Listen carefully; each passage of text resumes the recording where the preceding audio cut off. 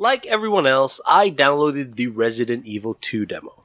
Well, my purposes for downloading the game wasn't simply to check out the gameplay, but of course, I did some snooping around there as well. But my main purpose was to see the graphical options, how well the computer I was testing on would handle the game, as well as how pretty I could get the game while keeping everything running at acceptable frame rates. The computer I was testing it on has a 6600K overclocked to 4.2 GHz.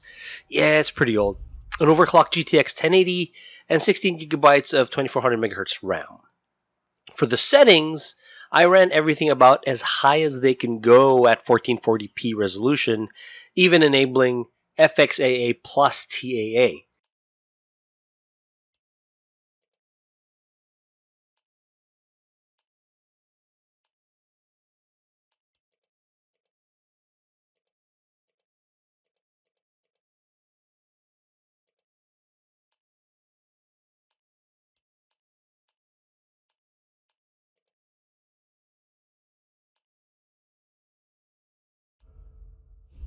Surprisingly, at the very first part of the station, everything ran at a smooth 70 to 80 frames per second.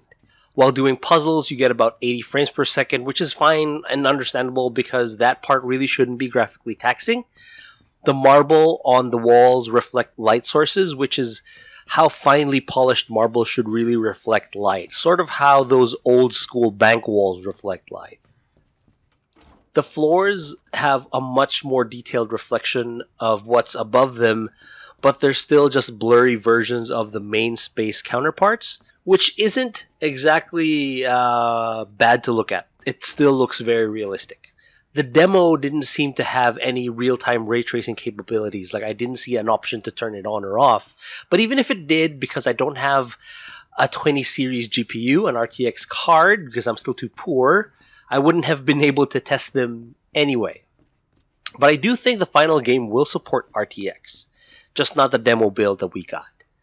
One thing I do appreciate about the graphical options is that they show the amount of video memory your settings are going to use up, and comparing it to the total video memory your graphics card has left over. So if you get too close to your maximum, they're going to give you an orange warning. Get even closer, and then they give you a red warning, which means doing so may produce more bugs in your experience. And I really appreciate that. Not a lot of games have that. So everything was running fine and dandy until I got into the second part of the demo, which was a corridor with puddles. At this point, I was dipping below 60, even just by standing still. I know my rig is old, but I thought I could handle a corridor with some puddles at 1440, right? It's still very playable at 50 frames per second. It just kind of triggers me when I see any frame rate go below 60. So to enhance my experience, I decided to bring down the resolutions to high, but only at 1 gigabyte. So at high resolutions, you can pick between 1 gigabyte or 2 gigabytes or even higher for higher texture resolutions that would work well with higher resolutions like 4K. I appreciate this level of customizability for PC games, I really do. It gives you the option of having lower resolutions with high texture resolutions and kind of vice versa. It might work well with NVIDIA's DLSS actually. Maybe I should get that 20 series card just to check that out. So anyway, when the action kind of picked up in the puddly area, here's where it all kind of went to hell. My frame rates dipped drastically. There was a point I was doing 30 plus frames per second. I couldn't believe it. If anything, I started to really feel the age of my computer. So to try and alleviate some of that graphical strain, I tried to only go with TAA versus FXAA plus TAA. I didn't notice any real graphical downgrade, at least none, that my untrained pleb eye could tell.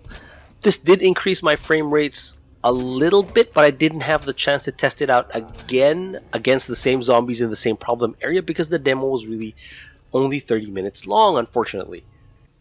Maybe when I do get a copy of the full game, I'll try to go with FXAA because everyone knows that it performs better than TAA, but TAA is usually better looking, so we'll see is the performance increase worth the minor graphical downgrade? We'll see. So the demo build is probably very close to the actual release build. But I do hope that when they do release the game, some of the graphical hiccups would get ironed out. Hopefully, we won't see 50% decrease in frame rates when zombies show up near puddles.